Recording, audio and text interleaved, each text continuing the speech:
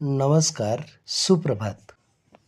कुठं, कसं आणि किती बोलावं हे समजण्यापेक्षा कधी शांत राहावं हे ज्यांना समजतं तेच खरे शहाणे.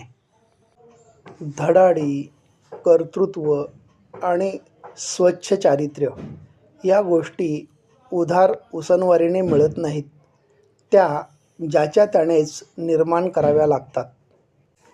इतरांचे पंख छाटून किंवा दुसऱ्याचे पंख लावून कधीही गरुड भरारी घेता येत नाही. तसं आपल्या माणसांना तोडून कधीही मोठं होता येत नाही.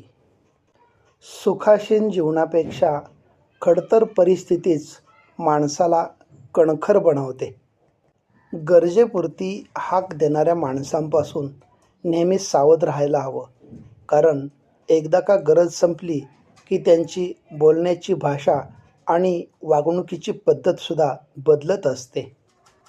स्वतःमधील अहंकार आणि अवास्तव अपेक्षांचं ओझं कमी करून स्वतःला हलकं बनवा, कारण उंच तेच जातात जे हलके असतात.